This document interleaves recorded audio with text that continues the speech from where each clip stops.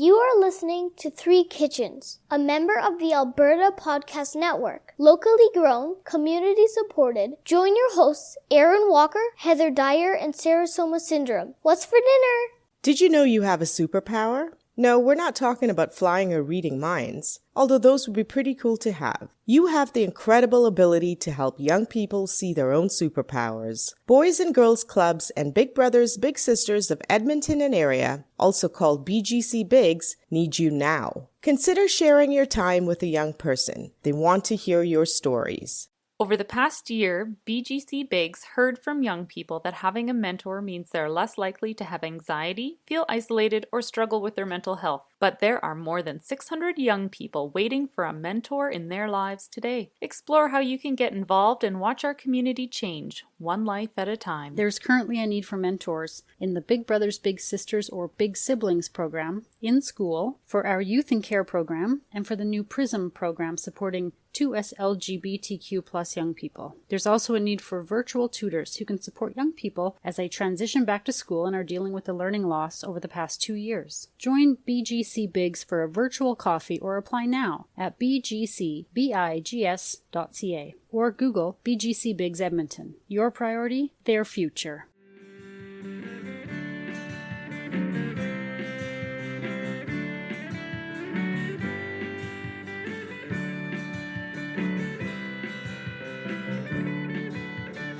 Hi, listeners. Welcome back to Three Kitchens podcast.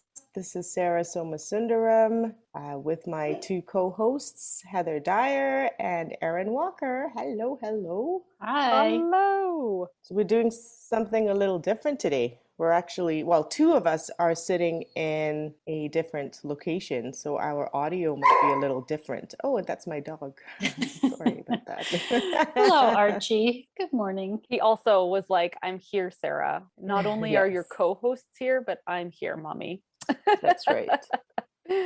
So how's it going? What's happening? So over the Christmas break, Heather and I both happened to stumble upon the same show on Netflix called 14 Peaks, a fearless Nepali mountaineer. I would say a crazy Nepali mountaineer. I think you have to be a little crazy to want to climb those mountains.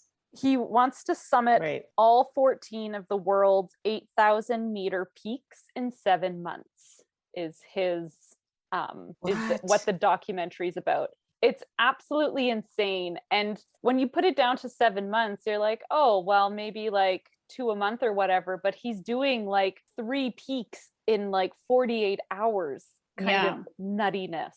Because you have to fit it into the weather, and you have to, some places are only open at certain times. Right. So he had to there were times when you'd be back to back doing these things. And they do it, summit in like 12 hours or something, and back down again, and off they go to the next thing. Like, just insane. Yeah. So check it out if that interests anyone in, mountaineering and insane people. Along the lines of that, I also listened to a podcast called, and it's not on the HRN, guys.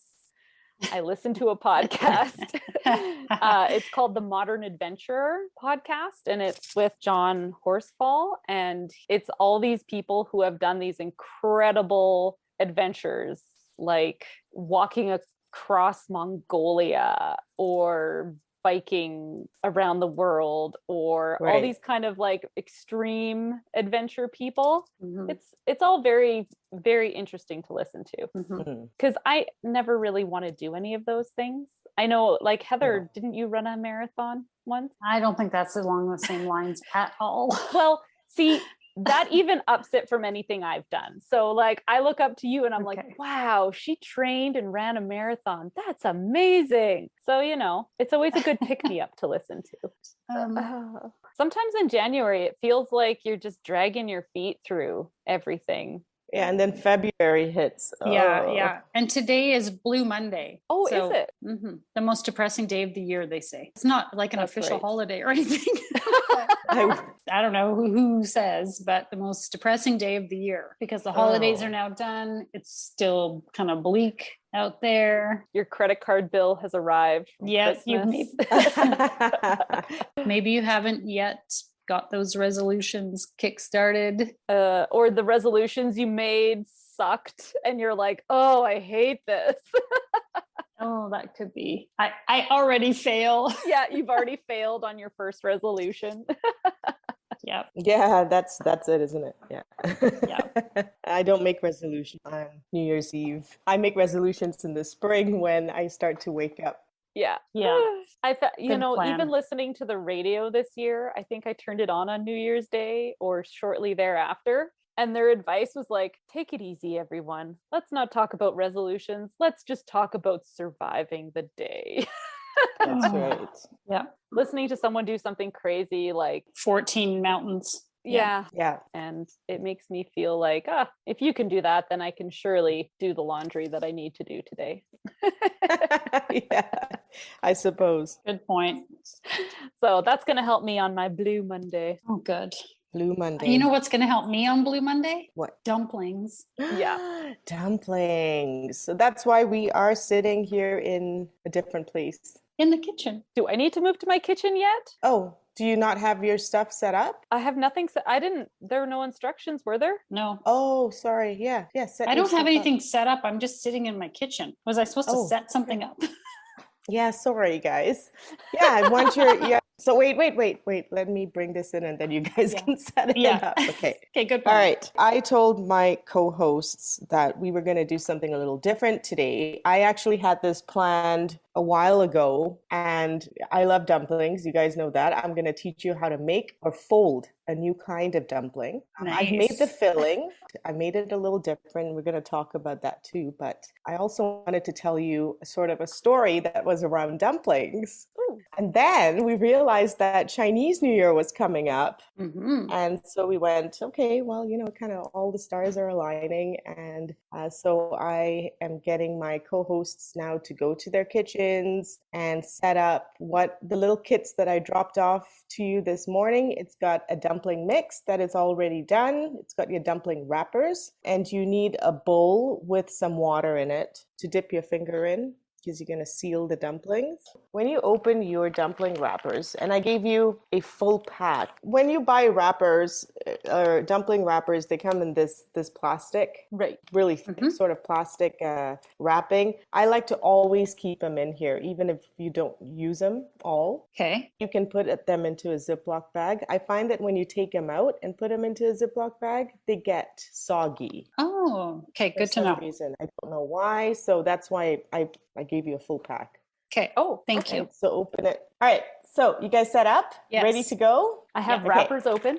We are making shu mai. Okay. And shu mai is an open-faced dumpling. Very, very popular dish to order when you go for dim sum and on Chinese New Year. It's like a good luck little, like a pouch of goodness in there. And it always looks like, the traditional way it looks is it looks like a cup with filling in it. Okay. And usually they are made with pork and shrimp. And those are the two things that go in there. And then if you go to the really nice restaurants, they have a little topper of roe, like fish roe on yummy. top, right? And these orange, it's like a little orange roe. It's not like caviar or anything. Where like is that. our It's roe? like I didn't black. see that in my bag. No roe. We're not that fancy. Apparently this restaurant's not fancy enough, Heather. Are you kidding me? I actually have bought that roe before, but because the packages are so big, I don't tend to use them. Oh, okay. And Yeah. then I end up wasting it. So there are two websites that I like to go to for Chinese food. One is The Walks of Life, and the other one is Omnivore's Cookbook. And in this case, I settled on The Walks of Life for her recipe. Can I ask, is that W-O-K? It is. Okay. W-O-K-S, Okay. yeah. I Walks just wanted of to, life. I didn't want to Not the assume that it walks was of the life. play on words, but I Yeah. kind of, I used her measurements, I guess, for the sauces and the stuff. But instead of pork and shrimp, I used chicken and crab meat. Oh, sounds so good already. So go ahead and look at her recipe off of that website, or you can go to Omnivore's Cookbook, and she's got a really good recipe as well. Awesome. And you can put whatever you want in your dumpling. I really like Omnivore's Cookbook for lots of recipes. Makes it simple and approachable. Her pictures are so pretty. You'll want to Okay. make it all. So for shumai, usually you use round wrappers. The traditional way to make shumai is that you put the filling in the middle, you sort of push the filling in, and you moisten the edges, and then you sort of slowly kind of cup it around the filling, and it ends up looking like a cup. Oh, it's almost like a That's it. little bag that's cinched, but not all the way. Right, and it will be flat on the bottom, Okay. right? Because your filling is there, and then it just sits like, you know, when you go sometimes to a fast food restaurant and you get those little paper cups where you fill it with ketchup or Yes. that's the shape of it. So I'm going to teach you a different way. Even though I think that fold is actually quite easy, the original one is actually really easy because you're not actually worried about pleating. Some people like to pleat it all very pretty. And by some people, do you mean you? She has special tools to do that. Right. Special tools. I find that there are like a few people who do say, oh, it's kind of complicated. Like, I don't know how to do it. So I'm going to teach you an easier way. It really is small. Like if I just put it on my hand the way you were doing and kind of push it in with no filling in it, it's really a tiny little Cup. Like, how do you get the bottom flat though? Because my bottom's like poking. When you put the filling in, it'll actually flatten out. And then you can always tap it on a plate to make it flat, right? Cool. This is fun. Yeah. Instead, what we're going to do is you're going to hold your wrapper with your non-dominant hand. You're going to scoop some filling out. Okay. How much? Is my cookie scoop too big, Sarah? So I would go about 3/4 of that. I don't have such a cookie thing. scoops, listeners. You don't have a cookie scoop? I have a melon baller. Is that kind of the same? Sort of, yeah. Heather. It's okay. I'm using a teaspoon. How many days till your birthday? Do I really need a cookie scoop for my birthday? I'd rather have like a bottle of vodka or something. Don't you know me by now? I'm going to get you a bottle of vodka and a cookie scoop. How about it? Okay. Seriously. All right, Erin. Yes, Sounds it is good. easier. It is. I look easier. forward to it. Okay, awesome. Okay, sorry. Since we're talking about the filling, so this filling has ground chicken, sugar, white pepper, cornstarch, something called Shaoxing wine, which I have in my pantry. Again, if you don't have it, just use dry sherry. Soy sauce, sesame oil, and then it's got mushrooms, ginger, scallion, oyster sauce, and crab meat. You mix that all together. The trick to this is because the cornstarch is in there and it'll keep it all together, add a little water and your mixture becomes fluffier and the texture changes for the dumpling, and it makes it sort of lighter dumpling. It's a little trick that never skip on the water. Okay. Nice. It smells delicious. It's not even cooked yet. No, it smells good. So you've got your dumpling wrapper on your non-dominant hand. You're scooping some filling and you're going to put it right in the middle of your dumpling wrapper, but you're going to leave some space on the edges. I think you've got more in yours, Erin, so I'm going to add some more to mine. Okay. You want there to be a good amount of meat in here, okay? Because you're not sealing this. This is an open-faced dumpling, so you don't have to worry about it being too much to seal up, right? Now, I'm going to teach you the easy way. You're going to take water and you're going to moisten the entire edge of the dumpling. And then you're going to take the opposite sides of the dumpling and you're going to pinch them so that it looks kind of like a boat. Yeah. Okay. And then you're going to turn it around and do the diagonally opposite sides. And it's going to look like, what would you call this? A 4-pointed star, I guess. Okay, yeah. Make sure that those edges are really pinched in, yeah? Really pinched. Am I somewhere near? You got it. Easy? Totally easy. Yay! Yeah, pretty easy, right? Okay, Yeah. go make the rest of the dumplings. I'm going to tell you a story while you do.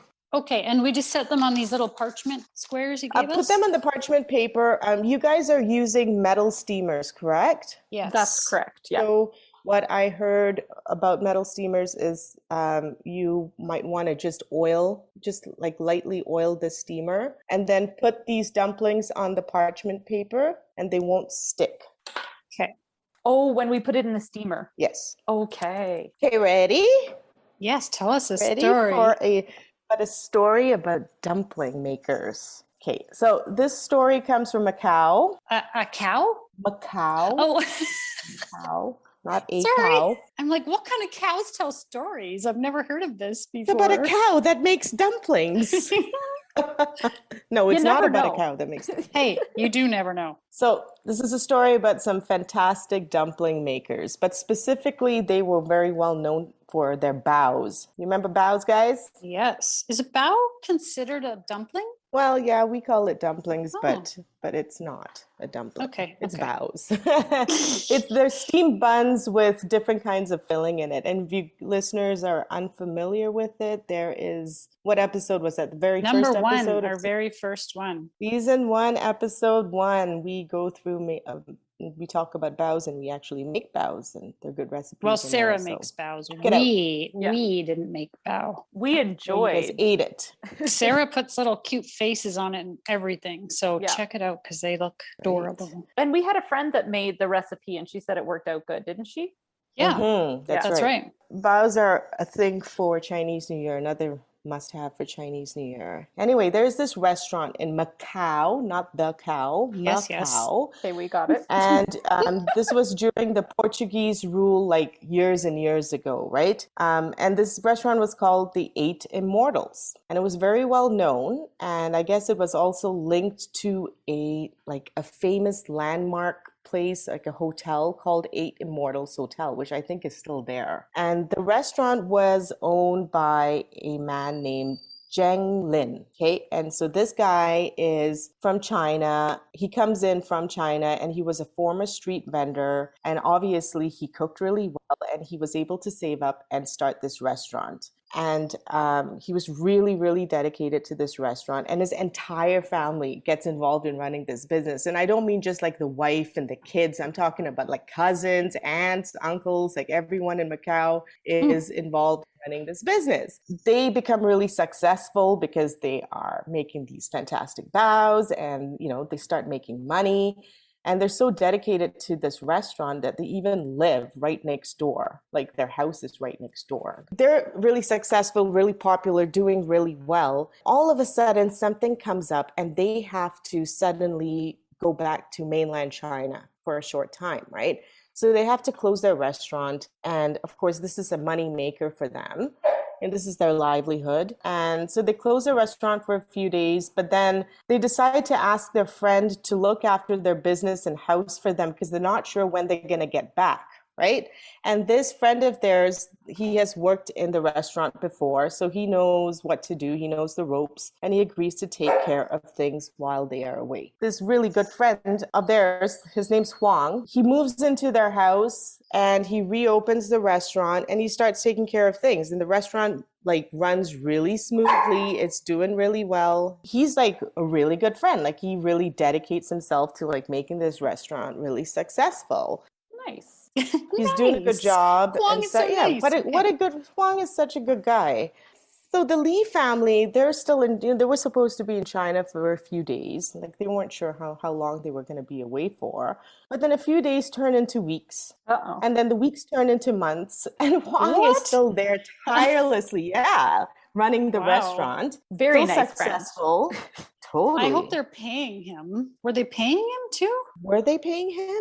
See, there's this problem. Okay, nobody, including the Li family members or Huang, have heard from them. Oh. They just don't know where they are. Uh-oh. And so Zheng Li's brother, who lives in mainland China, then writes a letter to the Macau authorities and is concerned about the whereabouts of the family. And, they haven't been corresponding with Zheng's brother and he's freaking out a little bit, right? It's been honestly almost a year. So let's go back to a few days after the Li family left for China.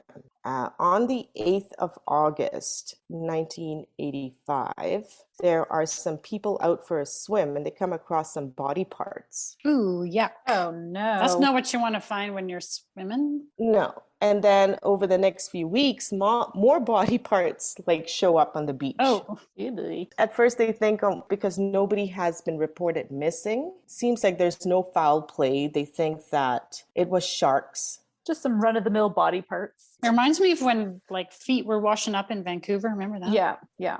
Totally. Yeah. Totally weird. They thought it was sharks who got these people, like poor unfortunate souls who were probably maybe refugees from mainland China coming into Macau. Hey, would sharks Right? just leave bits of their dinner behind? I think a shark would finish you off, man. Yeah. Good question. Yeah, because the Logic meat was says num num right. nums. Right. And at first, there was no recognizable fingerprints as well. So they couldn't even identify these bodies. So they just assumed that they are people who are fleeing China. So it ends up looking like a cold case. But then on closer look at the bones and the body parts that were found at the beach, it becomes apparent that the bones were severed. And not by shark's teeth? Not by shark teeth, by a knife or whatever it is used to sever bones. Who knows? Some sort of blade I'm not or familiar saw. with that tool. Yeah. So over the next few weeks, more body parts start showing up and a fingerprint is found. So now, with the letter from the brother and one recognizable fingerprint from the bodies, it's yabba dabba do time. And the police now have something to actively start investigating the disappearance and possible death of the Lee family. So they start interviewing people. So people who worked at the restaurant and Huang and anyone who knew the Lee family, right? And the interview lands on a delivery guy who had been delivering restaurant supplies to the Lee family for many, many years, right? He knew them well. And his story starts some very strong suspicions. It's looking bad, guys. It's looking bad. So how are the dumplings coming? I'm almost done. I think I've got one more to do. I'm a little bit slower, but I'm getting there. No problem. Okay, with these dumplings, when you are done, so put them on the little parchment papers. Bring your water to boil at like a medium-high heat. And then put your steamer on and steam them for about 12 to 14 minutes. Oh, I can't wait to eat this. I'm pretty hungry. For your dips. Okay. This is what I like to do. So I think Erin knows this because I've told her this before. Always half and half rice vinegar and soy sauce. Sometimes I like to add a little bit more soy sauce. That's just my personal preference. But then you can add anything into that mixture. So if you want to put sesame oil in there, or you want to put a little bit of garlic in there, or ginger, I like to put chili oil in it. Yeah. So that becomes your dip for your dumplings. And my other favorite dip for my dumplings, and I don't know why, for me, for shumai, I need to have hot mustard. Oh yeah. I love hot mustard with mustard and dumplings. So I usually have both. Yes. You started me on that. Yeah. That's right. That sounds good. I'm not a big mustard fan, but I bet you it's good. Mustard is the secret ingredient to everything. What? Yes. No. Yep. Not everything. Okay. For your toppers, for your dumplings, it's up to you. You can keep them plain. You can add whatever you want on top of it. So as I said, sometimes they're raw. Sometimes people put pieces of carrot on it, or you can put frozen peas on them. Do you put them on fresh, or do you put them on and then steam them, Sarah? You put them on and then steam them. Oh, okay. Thanks. This is simple. So 12 to 14 minutes. So go get that done, and you're going to eat. And then you're going to let me know when you are ready to come back, and I'm going to finish the story up. Ooh, awesome. What happened to the Lee family? What the heck happened? Dumpling maker. Who cut off their limbs? If they did, indeed. Delivery dudes looking sus. Yeah, but so is the guy who took over the restaurant. Maybe he just wants to keep the restaurant. Maybe he's not such a nice friend. Yeah. After all. True crime fan over here. It's always somebody True close crime. to you. That's right. The first 48 hours. Or is it? Or is it? In Alberta, you get to choose who to buy your internet, electricity, and natural gas from. Park Power has low overhead, which in turn allows them to offer low competitive rates. Reach out for a no-obligation comparison by emailing estimates@parkpower.ca. If you decide to switch, it's easy. It's really just a change to your billing, and you can feel good knowing you are helping to give back to our communities with your utility bills. Learn more at parkpower.ca. All right, how were the dumplings? Really yummy. The dumplings were, and they are freaking delicious, as always. Awesome. Yeah. My God, Sarah, I could just... So this little package you made up for me, if you could just make it up for me on a weekly basis, you know? Yeah. It's just enough for one serving. Yeah. I think I got 14. I thought I made a lot, and then I made it up for my kids and husband's lunches, and then I gave you the rest because I had none left for me. So I'm like, oh. That's too bad. But if you guys make lots, this is freezable. So once you fold those dumplings the way I taught you, the way you guys did it, right, into that star, you put it on a parchment paper on a tray, and you stick the tray into your freezer and you flash freeze it. And once it's frozen, you take them and throw it into a Ziploc bag, stick it in your freezer. Whenever you want some dumplings, you take them out and you steam them. Just steam them for a little longer because they're frozen, right, at that point. Right. And there's your lunch. There's your, very easy, right? You just have to put a really fun movie or podcast on and listen to a story and then make dumplings. They're so easy to fold, way easier than trying to enclose it. Like even making empanada or pierogi or whatever, like any kind of closed dumpling. I always have trouble with the pinching part. They just are never, ever the same. Yeah. And this is so easy and way faster. Yeah. Way faster. Simple stuff. Delicious.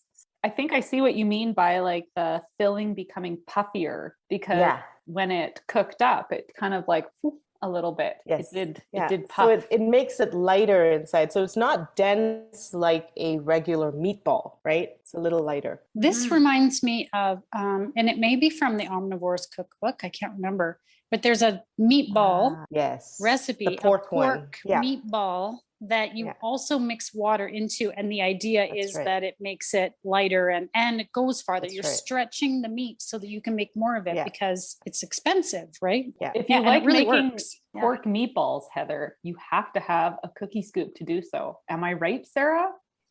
Yes. Apparently I need such a thing.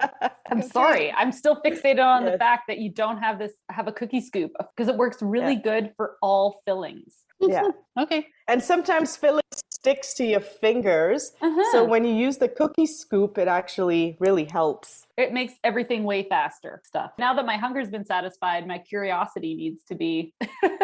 Yes. Good job. We'll get back to the story. Nice work. So let's get back to the story. Oh, by the way, guys, I made a little Blues Monday blip. I've been calling them the Lee family. They're actually the Lin family. I apologize.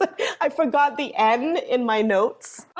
The police interviewed the delivery guy, right? And this guy delivers meat to the Eight Immortals restaurant, as I said, for years and years and years. And he says he remembers the day that the Lin family left for China because it strikes him as odd that they had made an order the night before for all this meat. And so he turns up the next morning at the restaurant with their delivery, and there's a notice on the restaurant door saying that the restaurant is going to be closed for the next 3 days. So he's a little confused. He's like, well, what do I do with this delivery? So he goes over to their house, which is like just next door, and rings the doorbell, and Huang is the one who answers it and tells the delivery guy, hey, you know what? The family had to leave urgently, and, I can't just open up this restaurant.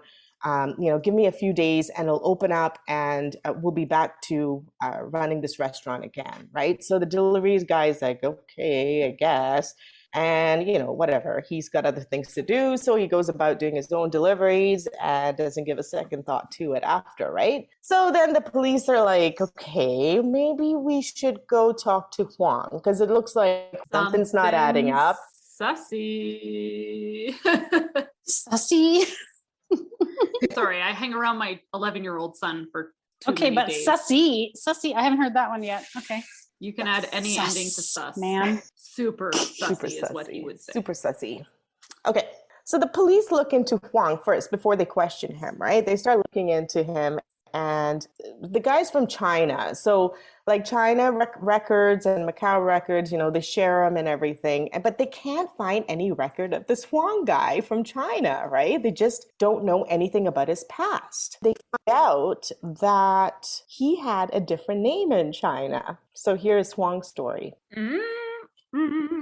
He sort of gets into a life of crime. And in fact, There is an incident where a man owed him some money and he ended up killing him. So he burns off his fingertips, Huang does, and he changes his identity and he flees to another province called the Canton province. By the way, Canton province, Cantonese food, that's what you guys are eating right now. Very cool. And where he falls in love with his landlord's daughter. And the landlord is like, no freaking way my daughter's hanging out with this guy. They can just tell like he's a bad guy, right? And so the daughter and him move to Macau. They run off to Macau under a different name and they meet the Lin family. Now, Mr. and Mrs. Lin and Huang have quite a few things in common. They're all from China originally, and Zhang and Huang are the same age. Okay. And another thing that they have in common is they love gambling. They just go for these gambling nights together and they have a great time and they become good friends. And Huang sometimes like works at the restaurant and blah, blah, blah, and they're all good. But one day they go out gambling and unlike previous nights, they start going into a really high stake game. And the Lin family ends up owing Huang a lot of money. And I mean like a lot of money, like tens of thousands of dollars, right? But they're friends. So the Lin family says, hey, we'll pay you the money. And Huang's like, okay, you know what? You'll have one whole year to pay it off. Like, we're good friends. But if you don't pay it off within a year, I get the restaurant. Mm-hmm. And the Lin family says, right. So what's the problem? I mean, the restaurant is doing really well. They're going to get their money back. I mean, the Lin family they are successful, but they unfortunately are heavy gamblers and they get into more and more and more debt. Oh boy. And so they're able to return the money to Huang. So on the night of August 4th, 1985, Huang goes to confront the Lin family in the restaurant. And Mr. and Mrs. Lin, their kids, and I told you the extended family, all of these people are in the restaurant, they're cleaning up, they're prepping for the next day. And Huang says it's time to hand over the restaurant. The year is done. Where's my money? Or give me the restaurant. And the Lins are like, no, we're not going to do that. So Huang's like, what are you talking about? This is just no, like that's just not going to work. So Huang breaks a bottle, grabs the 7-year-old son, puts the bottle to his neck and says, tie yourselves up. Right now. There are 9 people, including the son. There are 9 people in this restaurant. Holy moly. And then he finishes binding them up because they don't want the boy to get hurt. One of the cousins or aunts or one of the extended family people gets free and starts screaming. And when she starts screaming, Huang panics and stabs her and kills her. So now he is in a conundrum because he's like, crap. I killed someone. I got 8 witnesses. So I guess I got to kill the other 8 as well. Oh. So he starts killing the other 8 people. And the 7-year-old son like screams out going, my auntie's going to find out about what you did and you're going to get caught. And he goes, oh, crap. Okay. So he kills all 9 of them and then calls up the auntie and says, your nephew is sick and the Lin family needs you to come over to take care of him while they clean up the restaurant.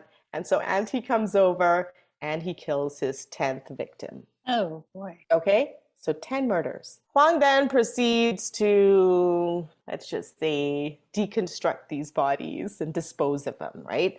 Yeah. So he puts some of the body parts in the sea, right? And that's, remember, we talked about that.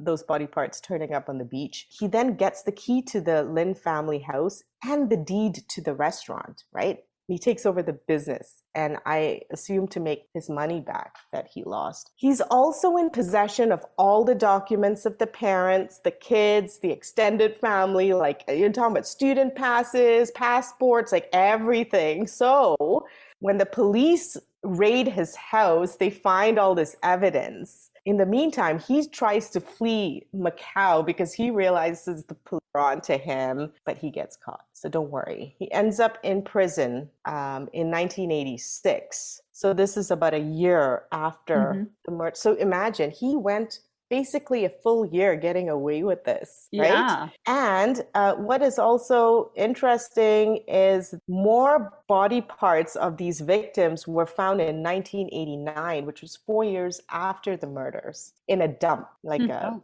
city dump or something like that, right? So now we know like Huang did it. Huang actually confesses to the whole thing, and it becomes this huge story in Macau because he killed 10 people and he got away with it for so long, right? Yeah. He ends up committing suicide in prison after several attempts. He was successful. This is how ridiculous this man is, like in his head. He writes a letter to the media making it very clear that he took his life not because he committed the murders, but because he could not live with his asthma anymore. Here's the mystery. When these murders happen, this man is 50 years old, okay? Huang is 50 years old. He has asthma. He deconstructs and disposes of 10 bodies. But do you know how long it took for him to do it? 8 hours. How was that possible? Even the police can't figure out how a man who's not the healthiest of men, and he is quite a bit older, was able to Do all this in 8 hours. And so they think that he had an accomplice, maybe one, maybe two, but these accomplices are still out there. Maybe a meat delivery guy? I was really afraid you were going to say that their meat ended up in the dumplings. So I'm just like, relieved. The meat delivery guy, the murders. I was like, oh no.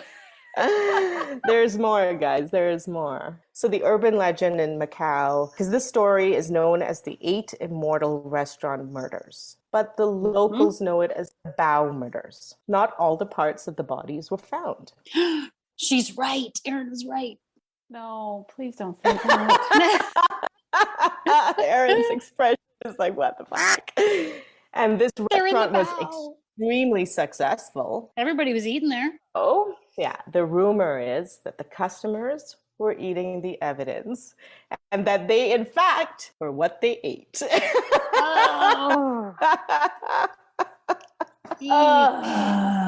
So, guys, there is actually a movie about this called The Untold Story. And apparently it won like awards in Hong Kong, and like it was really well done. Like even they got like best actor and stuff like that. And apparently it's a really good, an old one, but a good gross one. Yeah. How'd you like that story, guys? That's a great story. I'm super glad I had my dumplings before that ended. That's why I asked you first. How are the dumplings? I'll still eat mine. I'm okay with it.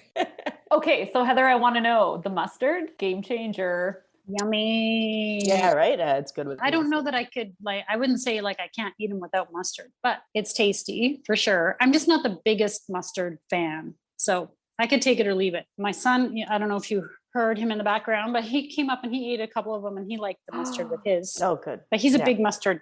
He puts mustard on everything. So. Oh, good for you, little guy. Yeah. There concludes our dumpling episode. Dumplings to eat and dumplings to talk about. Go try doing this, not the murder, the dumpling. Go try the dumpling. It's really easy. Lots of different recipes out there, and you can substitute things as you like. We have so many dumpling wrappers left. So I know I have some shrimp in my fridge, and I'm going to get some pork, and I'm going to have some really happy kids when I make these, because Sarah knows my oldest son is just the biggest fan of all the Asian cooking that she does. And whenever Sarah brings something over and I don't share and they find out, I get in a lot of trouble. And since I've consumed everything you gave me, I better get on that. Hope you enjoyed the episode. I did. We sure did. It was different. This was really fun. I super enjoyed this. Thank you for sharing your creepy stories. And I'm here for all the stories. Tell me all the stories. All of the stories. And now for the fine print. We at Three Kitchens gratefully acknowledge we are telling these stories in the traditional territories of the Treaty 7 nations in southern Alberta and the Métis Nation of Alberta, Region 3. We honor the rich tradition of oral storytellers on this land who have come before us. You can find pictures and recipe links on Instagram and Facebook at 3 Kitchens Podcast. If you like and subscribe on your podcast player, that helps more people find us. Mom, these dumplings are delicious, but should I ask what's in them?